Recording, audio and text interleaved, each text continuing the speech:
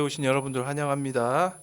오늘 같은 경우는 우리가 주일날 함께 드리는 예배, 좀 특별한 예배를 드리기 때문에 이 영상은 그 예배를 어떤 대체하는 영상은 아니고요. 왜냐하면 주일날 드리는 예배도 예배이기 때문에. 그런데 이제 그곳에 오지 못하는 친구들, 그리고 또 어떻게 보면 그곳에 왔지만 또 더 하나님의 말씀을 듣기 원하는 친구들, 그 친구들을 위하여 따로 이렇게 영상을 제작했습니다. 예배 영상을. 그래서 이 시간 우리 이 영상을 통해 함께 또 예배 드렸으면 좋겠습니다. 먼저 사도신경으로 우리의 신앙을 고백하겠습니다. 나는 전능하신 아버지 하나님 천지의 창조주를 믿습니다. 나는 그의 유일하신 아들 우리 주 예수 그리스도를 믿습니다. 그는 성령으로 잉태되어 동정녀 마리아에게서 나시고 본디오 빌라도에게 고난을 받아 십자가에 못 박혀 죽으시고 장사된 지 사흘 만에 죽은 자 가운데서 다시 살아나셨으며 하늘에 오르시어 전능하신 아버지 하나님 우편에 앉아 계시다가 거기로부터 살아있는 자와 죽은 자를 심판하러 오십니다. 나는 성령을 믿으며 거룩한 공교회와 성도의 교제와 죄를 용서받는 것과 몸의 부활과 영생을 믿습니다. 아멘. 우리 함께 주사랑이 나를 숨쉬게 찬양하도록 하겠습니다.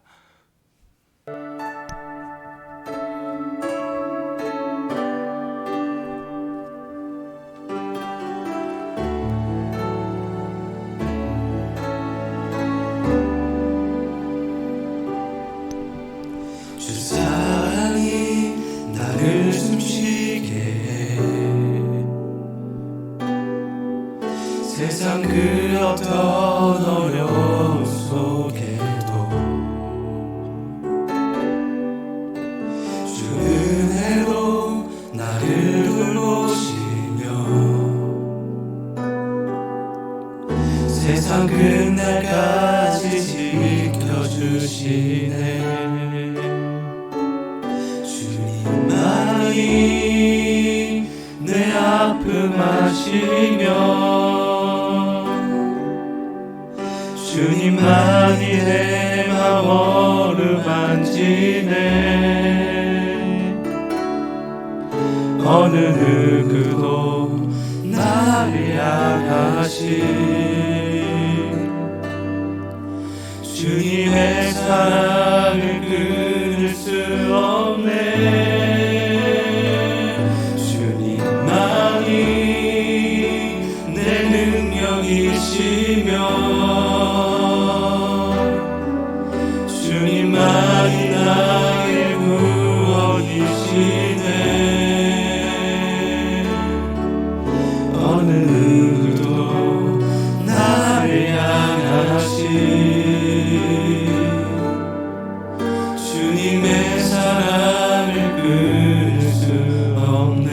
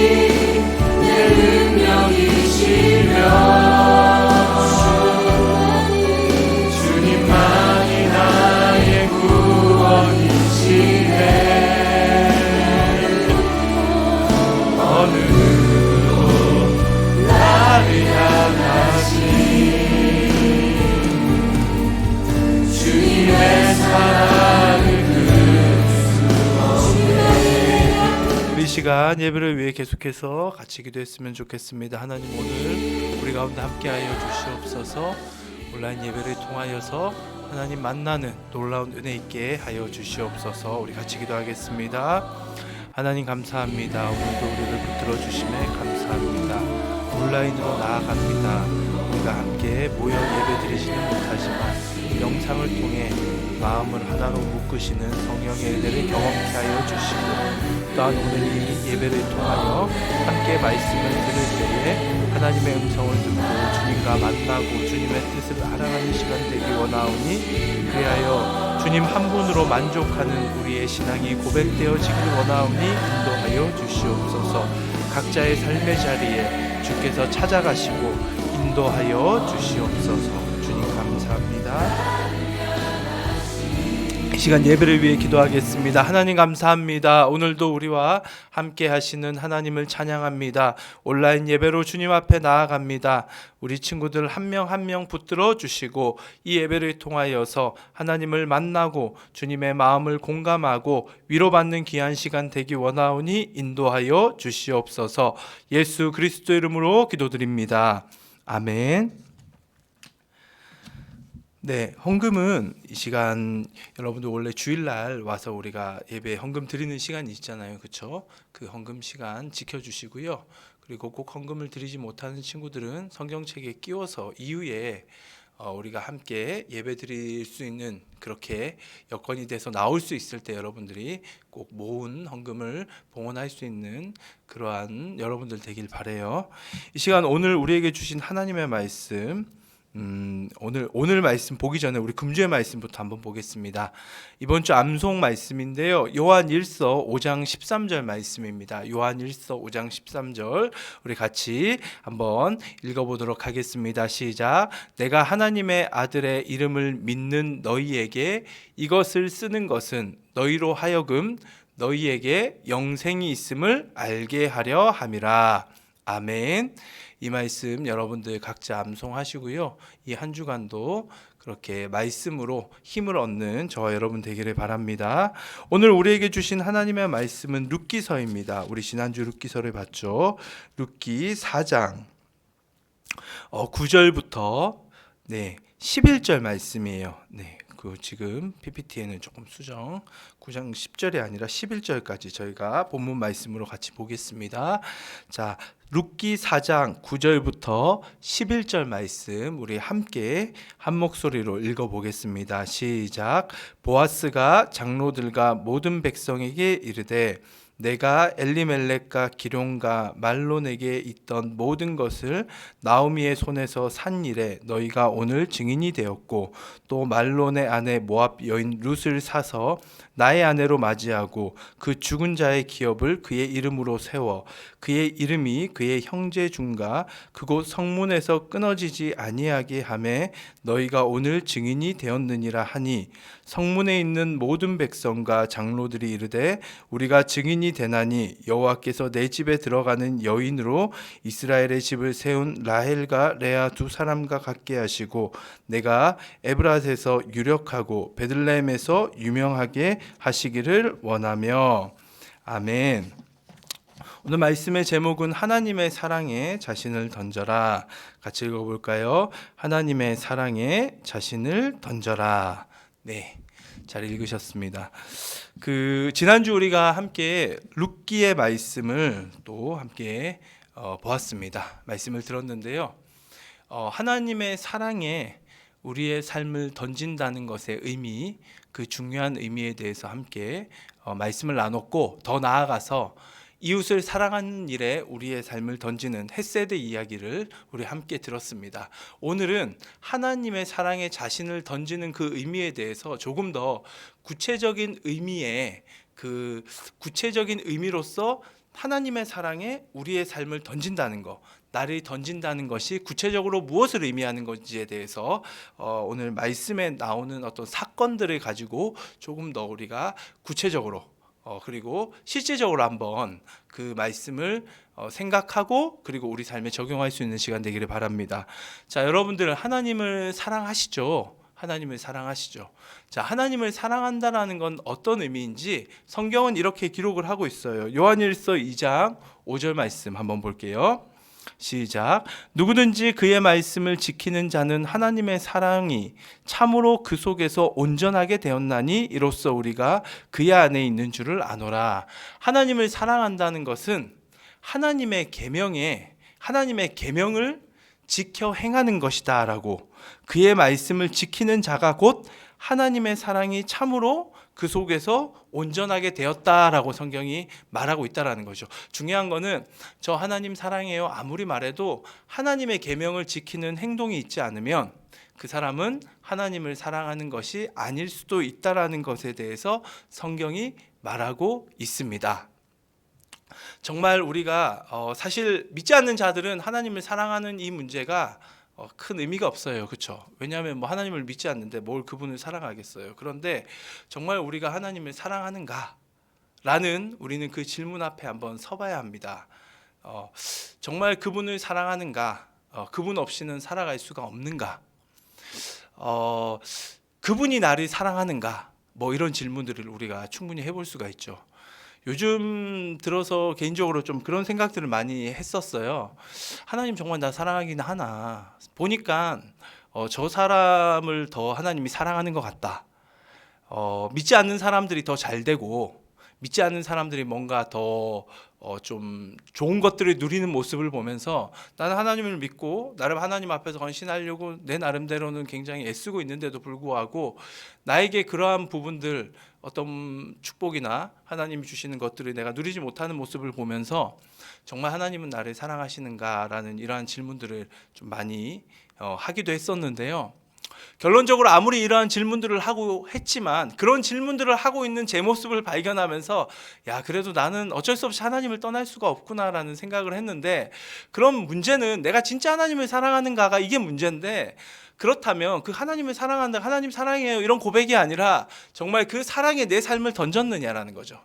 그 사랑에 내가 정말로 내 모든 내 자신을 하나님 앞에 던지는 그러한 삶을 살고 있는가? 그러한 삶을 살아야지 생각했는데 그러한 삶을 산다는 건 무엇인가? 성경은 그 삶이 바로 하나님의 말씀을 지키는 것이라고 말하고 있다는 사실이에요. 여러분, 하나님의 말씀을 지키며 살아가고 있습니까? 자, 하나님의 말씀을 지키며 살아간다는 것이 쉬운 일이 아니에요. 그렇죠? 왜 쉬운 일이 아닐까요? 일전에 여러분들의 선배들하고 제가 제자 훈련을 할 때 그 선배들한테 이제 제자 훈련을 건면하면서 정말 예수님의 제자가 되고 싶으냐, 솔직히 예수님 제자 되고 싶어라고 물은 적이 있어요. 그때 그 친구들이 대답하는 게 되고는 싶은데 아직은 아니래요. 왜냐하면 지금 예수님의 제자가 되면 너무나도 자기가 포기해야 될 게 많다라는 거죠. 쉽게 얘기해서 자기는 손해를 본다라는 생각이 그 친구들의 생각이었습니다. 그래서 언젠가는 되겠지만 지금은 아니라는 대답을 들었어요. 그런데 그 중에서 언젠가는 될 거라고 저도 생각했는데 아직도 안 된 친구들이 대다수라는 안타까운 사실입니다. 뭐 교회를 떠난 친구들도 있고요. 그게 이제 현실인데, 그게 이제 지금 현실을 우리가 맞고 있는 상황이지만, 그러면 정말로 하나님을 사랑하는 그 일, 하나님의 말씀을 지키는 그 일은 손해보는 삶인가라는 거죠. 손해를 진짜 보는가? 결론적으로 여러분, 손해를 볼까요, 안 볼까요? 손해를 봅니다. 정말로 하나님의 말씀을 따른다는 것은 손해를 보는 일이에요. 자, 오늘 하나님의 말씀을 따르는 이야기가 사실은 룻기서의 전반적인 이야기예요. 전반적으로 다 등장하는 이야기거든요. 근데 이 하나님의, 아직까지 PPT는 이따가 보여주시면 돼요. 먼저 오늘 우리가 룻기를 보고 있는데 나오미라는, 그쵸, 시어머니, 그리고 그 며느리 룻이 등장하죠. 우리가 지난주까지 우리가 말씀을 들었기 때문에 이제 알 겁니다. 그런데 이 나오미와 룻이 그 베들레헴 땅으로, 나오미의 고향으로 돌아와요. 이 룻은 모압 여인이라고 지난주에 같이 말씀을 들었습니다. 그렇게 고향 땅으로 돌아왔는데, 고향 땅으로 돌아와서 이 나오미와 룻이 먹고 살 수 있는 방법은 다른 게 없었어요. 뭐 일을 할 수도 없었고요. 당시에 일을 하고 생산력의 어떤 대부분은 남자들이 차지하고 있었기 때문에 더군다나 과부였고, 둘 다 과부잖아요. 둘 다 남편이 없기 때문에. 그리고 자녀도 없죠. 그 아들도 없죠. 자녀도 없죠. 그렇기 때문에 이 사람들이 살 수 있는 방법은 어떻게든 구걸을 한다든지 그런 방법밖에는 없었습니다. 그런데 다행히 하나님의 말씀, 이 율법에는 그 가난한 자들, 약한 자들, 사회적 약자, 즉 과부나 노인, 아이들이 먹고 살 수 있는 장치를 해두었어요. 그게 하나님의 말씀 안에 그 말씀이 들어가 있습니다. 대표적으로 농번기에 그 벼를 거둘 때, 그러니까 곡식을 거둘 때에 일부러 가난한 자들을 위해서 이삭이나 그 어떤 곡식들을 그냥 두는 그러한 것이 법으로 정해져 있었어요. 물론 많은 것들을 둘 필요 없지만 그래도 그들이 먹을 수 있는 아주 최소한의 어떤 그 곡식을, 최소한의 이삭을 그냥 두고 나머지 것들을 다 거두는 거죠. 네. 그게 이스라엘 법에 나와 있는 농사법이었습니다. 농사법. 그렇게 최소한의 이삭을 두고 나면 그 이삭은 가난한 자들이 와서 이제 본인들을 위해 준 걸로 알고 그것을 이제 거두어 가져가서 그걸 가지고 겨우 생계를 유지했던 그 이스라엘의 모습이었는데, 여튼 중요한 것은 이스라엘 법은 굉장히 특별한 법이 가난한 자들을 위해서 최소한의 생계를 유지할 수 있는 그 장치들을 다 해놨어요. 근데 문제는 하나님의 말씀은 지켜야 하잖아요.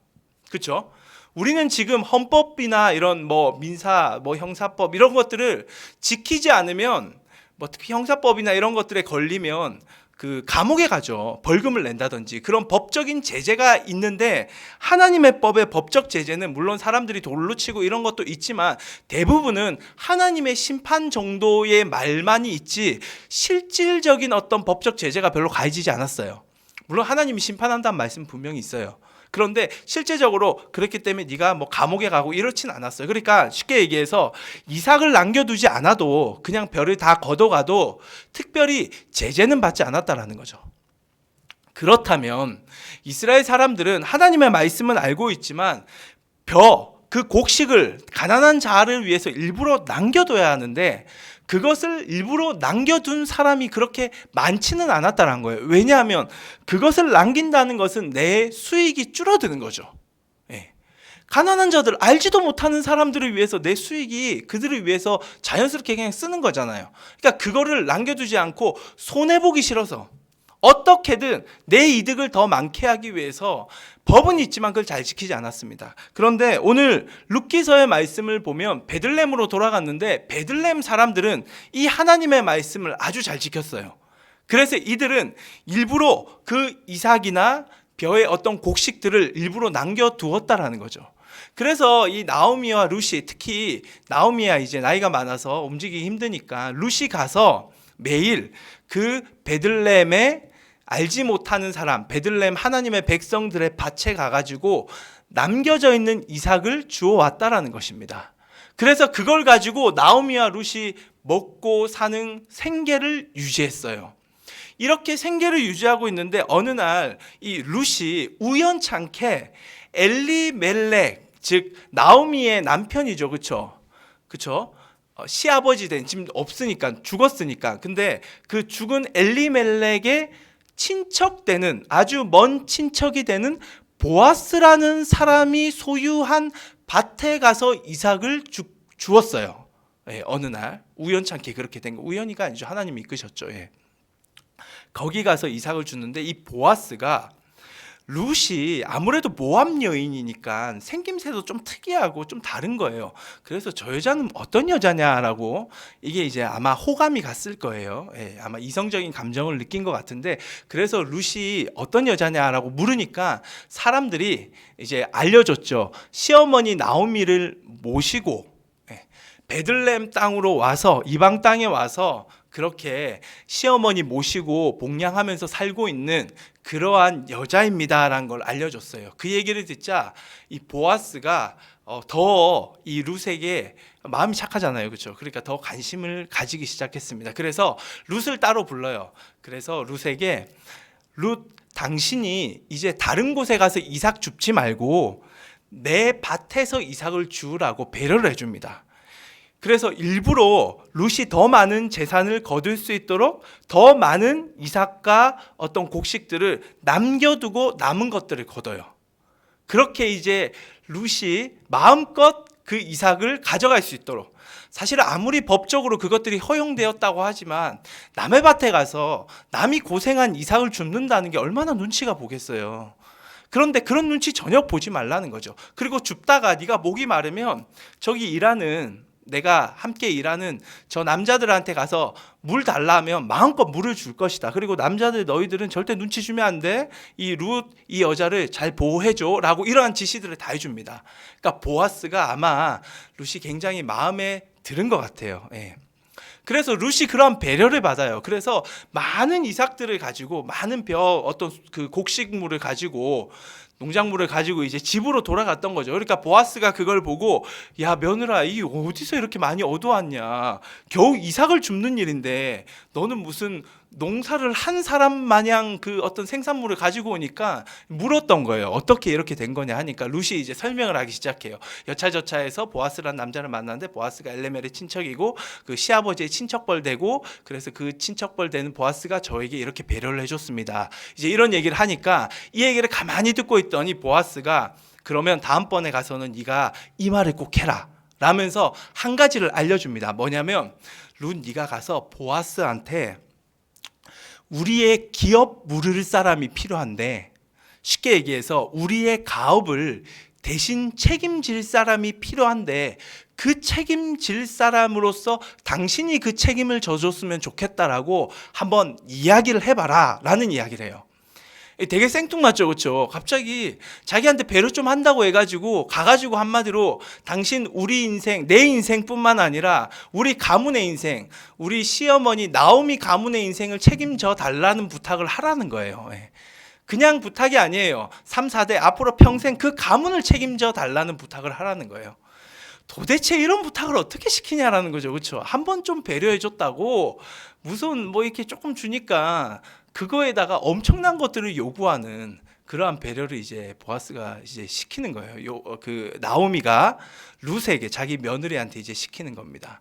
사실 이 말씀은 이렇게 봤을 때는 와 진짜 염치도 없다라고 생각하지만 사실 염치 없는 행동의 의미가 아니고요. 이 나오미라는 여자는 하나님의 말씀을 믿었기 때문에 이 행동을 한 거예요. 그러니까 쉽게 얘기해 하나님의 사랑에 자기 자신을 던진 겁니다.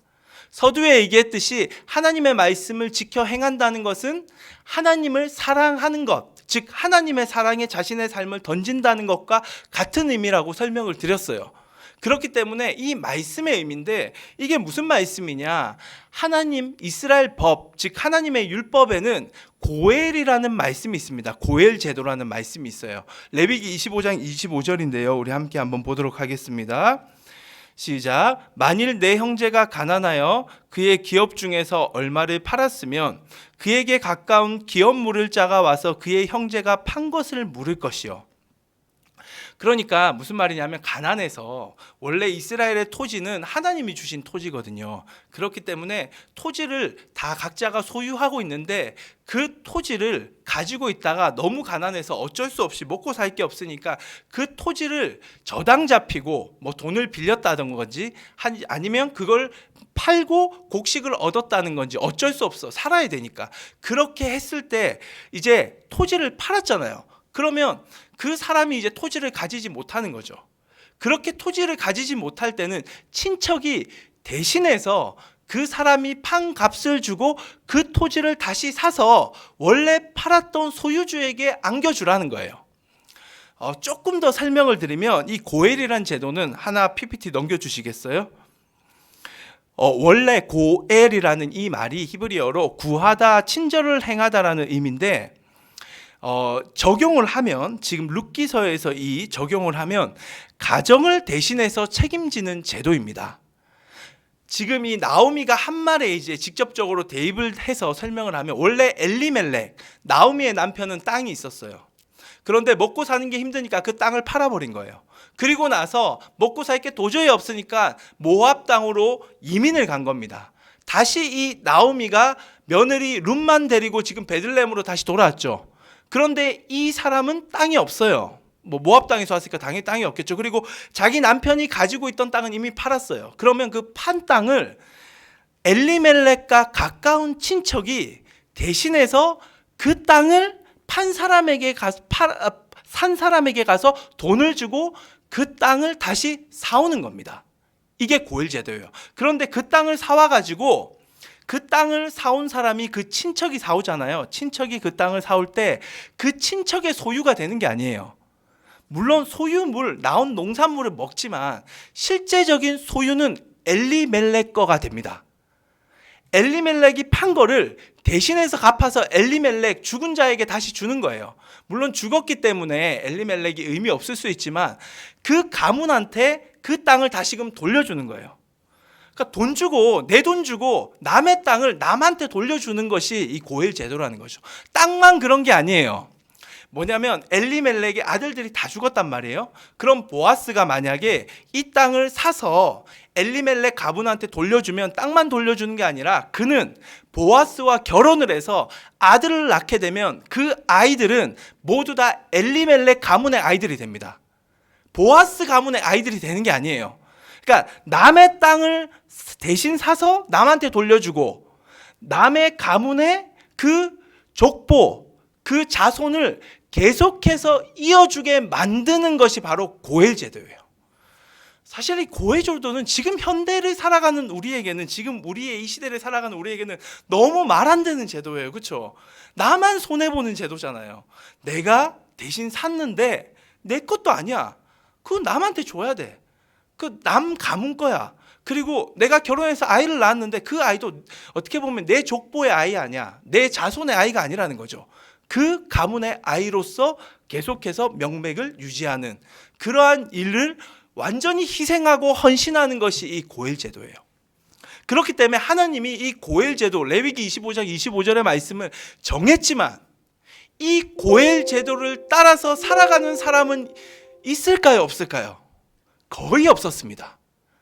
그러니까 우리도 마찬가지예요. 이렇게 우리가 하나님의 말씀을 우리에게 하나님이 주셨잖아요. 근데 이 말씀대로 살아가는 사람들이 많을까요? 솔직히 많지가 않아요. 그만큼 당시의 시대도 마찬가지였어요. 고엘 제도를 아무도 안 지키는 거예요. 근데 그 고엘 제도를 당신이 대신 지켜가지고 우리 가문 그리고 우리 자손을 당신이 이어달라라고 지금 룻이 보아스에게 부탁을 하는 겁니다. 근데 이것은 하나님의 말씀이에요. 그렇기 때문에 나오미는 무리한 부탁인 줄 알지만 나오미가 살아갈 수 있는 방법은 단 하나였어요. 본인이 노력해서 살 수 있는 삶이 아니었어요. 하나님의 말씀, 하나님의 사랑에 자신의 삶을 던진 거예요. 그래, 내가 모르겠다. 아무도 이 말씀을 지키지 않을 건 나 알고 있다. 보아스도 지킬지 지키지 않을지, 보아스라는 이 친척 남자도 지킬지 지킬지 않을지 그거 나 모르겠다. 하지만 나는 그 남자를 바라보는 게 아니라 하나님의 말씀, 하나님의 사랑에 날 던지겠다. 그래서 루사, 너도 알잖아. 하나님의 사랑을 알잖아. 너도 하나님의 사랑에 던져봐. 보아스한테 가서 이 말씀 당신이 지켜달라고 부탁을 해봐 라고 지금 부탁을 하는 장면이 바로 오늘 룻기서에 나오는 지금 우리가 읽고 있는 대목입니다. 진짜 룻이 가서 보아스한테, 이 남자한테, 이 룻이 당신이 우리 기업 무르는 자가 되어달라고, 고엘 제도, 이 고엘 말씀을 당신이 지켜달라고 그렇게 요청을 해요.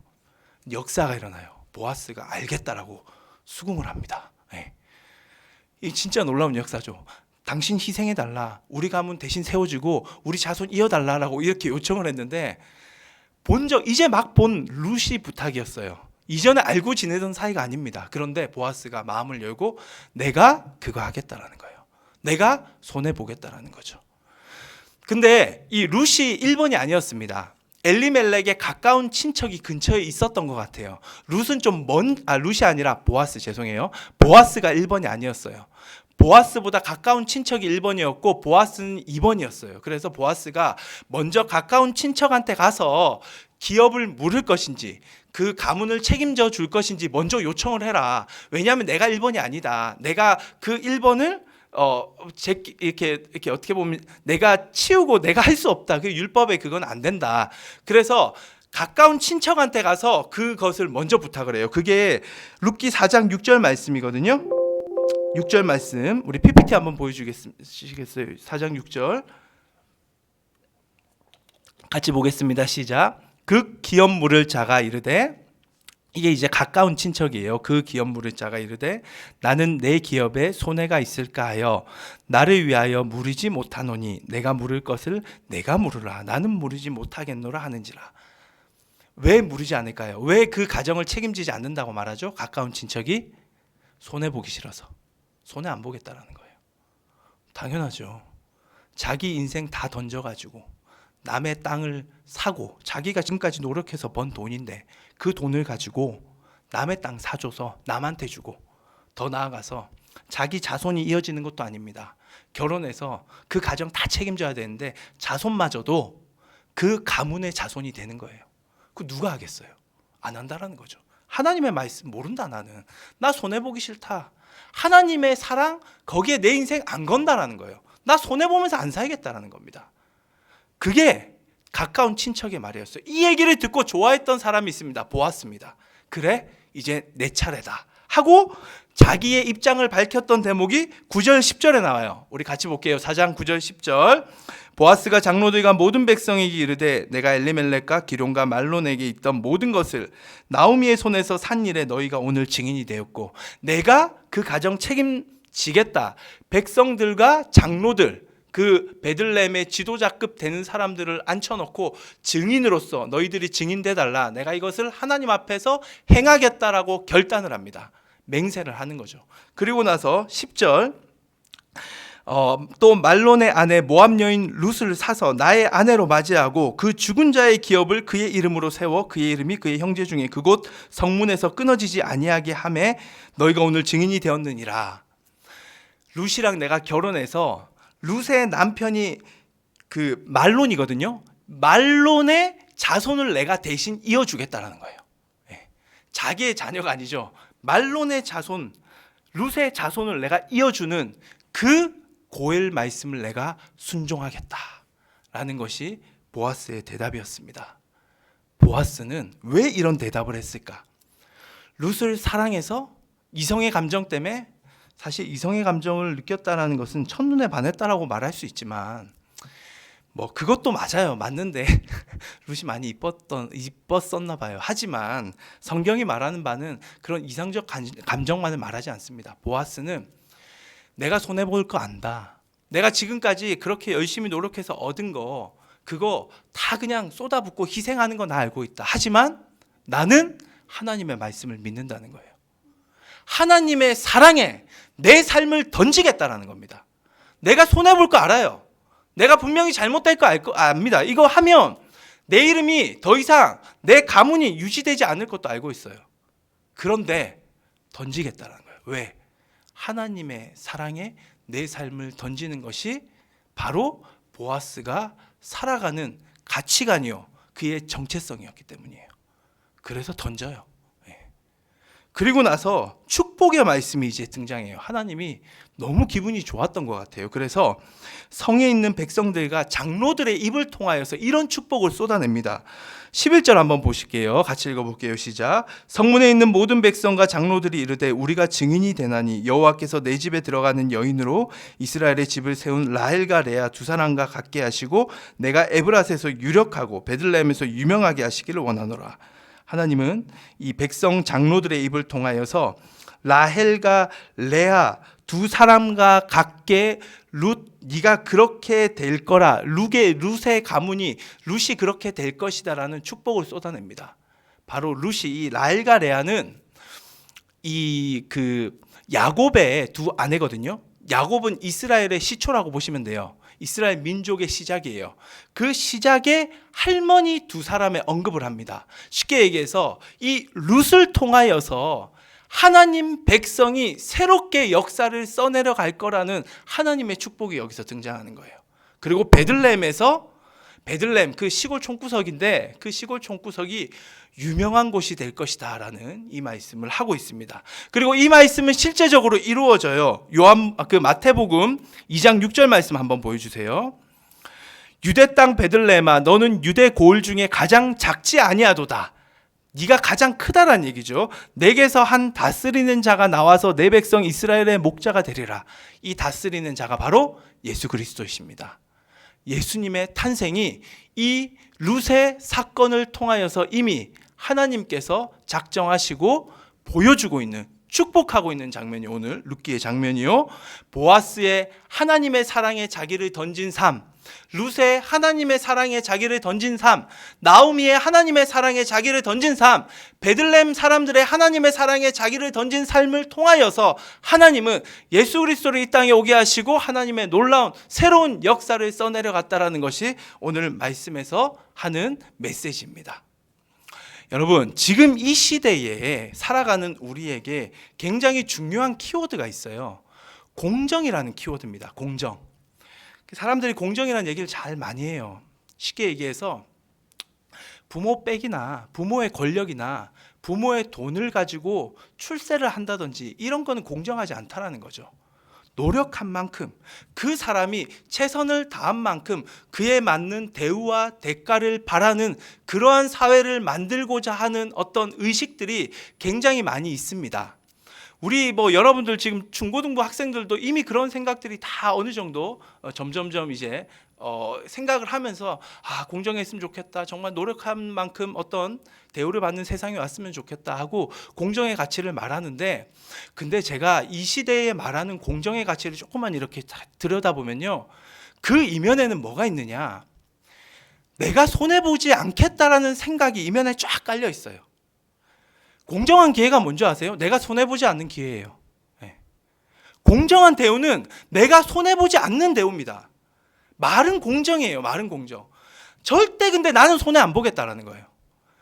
여러분, 절대로 내가 모든 사람이 손해보지 않으면 어떻게 될까요? 세상이. 정말 공정한 세상이 올까요? 아닙니다. 모든 사람이 손해보지 않으면 누구도 손해볼 수 없는 세상이 와요. 전부 손해 안 보는데 어떤 사람이 손해보지 않는, 말이 제일 잘못됐는데, 아무도 손해를 안 봐. 근데 어떤 사람이 그 손해보지 않는 이득을 얻겠어요? 모두가 손해봐요. 누구든지 손해를 보지 않으면 모두가 손해보는 세상이 옵니다. 모두가 손해보지 않기 위해서는 누군가는 손해를 봐야 돼요. 그러지 않고는 공정한 사회가 올 수가 없어요. 올 수가. 그런데 우리는 그걸 생각하지 않아요. 그래서 이 공정이라는 생각이 하나님의 가치관으로 다시금 써져야 된다는 거죠. 중요한 것은 하나님은 오늘 하나님의 가치관을 우리에게 말해주고 있습니다. 하나님의 말씀은 그냥 보기에는 손해보는 것처럼 보입니다. 나를 희생해야 하고요, 내가 대신 저 밭을 사야 되고, 그래서 가문을 이어줘야 되고, 나는 아무것도 안 되는 것처럼 그렇게 보여요.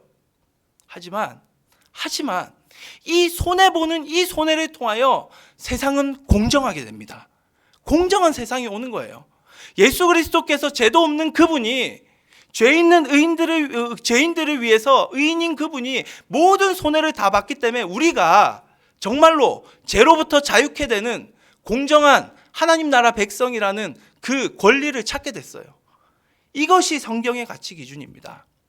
그러면 누군가는 이렇게 말하죠. 그러면 목사님, 정말로 그냥 손해만 보는 삶을 살아야 돼요. 그런 삶은 정말 아닌 것 같은데요. 너무 감사하게 성경은 하나님을 위하여 하나님의 말씀을 지켜 행하는 자, 손해보는 자들을 향하여 반드시 하나님이 보상하신다라는 하나님의 상에 대해서 말씀하고 있습니다. 하나님은 상을 주십니다. 지금 비록 우리 눈 앞에는 내가 바라는 상들이 펼쳐지지 않을 수가 있어요. 눈에 보이는 물질들을 얻지 못할 수도 있습니다. 하지만 조금만 더 하나님을 신뢰하고 나아가다 보면 반드시 하나님의 보상을 얻게 돼요. 물질일 수가 있고요, 보이지 않는 것일 수도 있습니다. 그리고 그분의 말씀에 우리를 던지게 되면 이 세상은 시간이 지날수록 공정한 사회로 정말로 변화되게 될 것입니다. 이것이 오늘 우리에게 주신 하나님의 가치관이요, 하나님의 뜻입니다. 하나님의 말씀을 지켜 행하는 자, 하나님의 사랑에 자기를 던지는 사람, 하나님은 그 한 사람을 찾고 있습니다. 지금 눈에 보일 때는 그 말씀을 지키면 손해보는 것 같죠. 나만 희생해야 될 것 같죠. 나만 맨날 이렇게 살아가는 것 같죠. 하지만 그 사람을 통해 하나님의 공정의 역사가 써내려져 갈 것입니다. 하나님 나라가 이 땅 가운데 임한다라는 것이죠. 마치 보아스, 룻, 나오미를 통하여 하나님의 은혜가 이 땅 가운데 온 것처럼 우리를 통하여서 그 하나님의 놀라운 은혜가 이 땅 가운데 임할 수 있기를 간절히 바랍니다. 하나님의 사랑에 자신을 던지는 자들이 저와 여러분 되기를 간절히 바랍니다. 이 시간 같이 우리 찬양할게요. 주사랑이 나를 숨쉬기에 우리 찬양하겠습니다.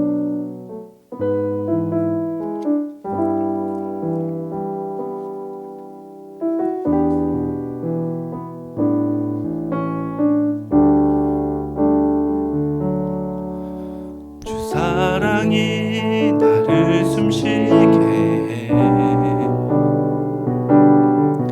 세상 그 어떤 어려움 속에도 주 은혜로 나를 돌보시며 세상 끝날까지 지켜주시네. 주 사랑이 나를 이끄시네. 주 사랑이 나를 이끄시네. 내가 갈 수 없는 그곳으로 주의 사랑 나를 붙드시며 주의 사랑 나를 붙드시며 세상 끝날까지 인도하시네. 세상 끝날까지 인도하시 주님만이 내 아픔 아시며 주님만이 내 아픔 아시며 주님만이 내 맘 어루만지네. 어느 누구도 나를 향하신 주님의 사랑을 끊을 수 없네. 주님만이 내 능력이시며 주님만이 나의 구원이시네. 어느 누구도 나를 향하신 주님의 사랑을 끊을 수 주님만이 내 아픔 아시며 주님만이 내 아픔 아시며 주님만이 내 맘 어루만지네. 어느 누구도 나를 향하신 주님의 사랑을 끊을 수 없네. 주님만이 내 능력이시며 주님만이 나의 구원 주님만이 나의 구원이시네. 어느 누구도 나를 향하신 주님의 사랑을 끊을 수 없네. 아멘. 요즘 굉장히 이슈가 되는 문제들이 많습니다. 특히 MZ세대에 대한 이야기들을 참 많이 해요. 그 MZ세대, 소위 20, 30대를 이야기하거든요. 여러분들도 그 세대에 조금 많이 영향을 받고 있는데 MZ세대는 할 말 다 합니다. 네, 정말 과감없이 해요. 쏟아냅니다. 좋아 보입니다. 네, 유쾌해 보이고요. 근데 여러분도 알겠지만 그 군대에서 도시락 사건 알 거예요. 그렇죠? 군대 도시락을 보니까 너무 형편없는 거죠. 그걸 이제 SNS에 올려가지고 공론화 시키는 거죠. 저는 그 기사를 보면서 좋은 시대구나, 정말로 하고 싶은 이야기를 할 수 있는 시대구나라는 생각을 했습니다. 그런데 한편으로는 저렇게 하고 싶은 말을 다 하고 있는 사람들은 무엇을 기준으로 저렇게 생각을 할까? 그들이 생각하는 공정한 세상은 무엇일까? 근데 많은 부분 그냥 자기 손해보기 싫으니까 내가 지금 이런 이런 꼴 당하고 있는 게 싫으니까, 억울하니까 그거 사람들한테 알려가지고 공론화시키고 내 마음 알아달라고. 뭐 군대가 어떻게 되든 우리나라가 어떻게 되든 별로 관심도 없습니다. 근데 여러분, 그건 주님 원하시는 가치관 아니에요. 여러분들은 하나님의 가치관으로 살아가야 됩니다. 하고 싶은 얘기 다 하는 거 아닙니다. 그런 세상이 왔다고 해도 우리가 손해볼 거 알면서도 입을 다물어야 돼요. 그때는. 그리고 어떻게든 사람 살리고 세우고 이 나라 민족을 위한 일들을 우리가 생각하고 그 가치로 움직여야 됩니다. 그게 하나님 나라 기준의 가치관이요, 하나님의 말씀에 자신을 던진 사람들이 살아가는 방법입니다. 하나님, 우리가 그렇게 살기 원합니다. 주님, 이 말씀의 가치관으로 우리가 무장하게 하여 주시옵소서. 우리가 간절히 그런 기도하며 말씀 붙들고 기도하며 나아가도록 하겠습니다. 하나님 감사합니다. 주님, 우리가 어떻게 살아왔습니까? 어떠한 기준과 어떠한 판단을 하면서 이 땅을 살아가고 있습니까? 얼마나 교만한지 모릅니다. 내가 옳다라고 말하면서 하나님 나라의 가치 기준, 성경의 가치관과 전혀 동떨어진 말과 생각과 판단을 하고 있는 우리의 모습들, 하나님, 우리가 알기 원합니다. 배우기 원합니다. 깨닫기 원합니다. 우리의 생각을 고쳐 주시옵소서. 우리의 가치관을 바꾸어 주시옵소서. 하나님 나라 가치관으로 무장하는 차영지들이, 그들이 바로 앞으로의 세대의 경쟁력이 될 것이고, 그들이 진짜 리더가 되어 이 세상을 올바르게 이끌어 나갈 것입니다. 진리의 길을 걷게 할 것입니다. 이걸 위해 우리가 이곳에서 준비하기를 원하오니, 루시 바보가 아닙니다. 보아스가 바보가 아닙니다. 우리도 그 길을 걸어가며 예수님 따라서 우리의 삶을 하나님께 온전히 드리며 그 사랑에 우리 전부를 바치기를 원하오니, 우리 인생을 걸며 기꺼이 손해를 감수하며 하나님의 보상을 확신하며 예수 그리스도 따라 부활의 은혜를 위하여 전진하는 우리 모든 파워목장 되기 원하오니, 성령님 인도하시고 역사하여 주시옵소서. 이제는 우리를 위하여 십자가에 달려 죽으신 예수 그리스도의 은혜와 우리를 전부라 말씀하시는 하나님의 큰 사랑과 오늘도 우리에게 위로하시고 갈 바를 알게 하시는 성령의 교통하심이, 이제 하나님 더 이상 세상의 가치 기준으로 생각하는 것이 아니라 하나님의 가치 기준으로, 하나님의 사랑에 자신의 삶을 던지며 기꺼이 손해를 감수하며 그 손해를 하나님은 보상하시고, 더 나아가 그 손해를 통하여서 하나님의 놀라운 역사가 써져갈 것이라는 그러한 차영지 주역으로서 삶을 결단하는 파워목장 모든 아이들 머리 위에, 우리 선생님들 머리 위에 이제로부터 영원토록 함께 하옵시기를 간절히 축원하옵나이다. 아멘. 우리 하나님께 영광의 박수를 돌리겠습니다. 자, 우리 또 다음 주 뵙도록 볼게요. 여러분들 안녕.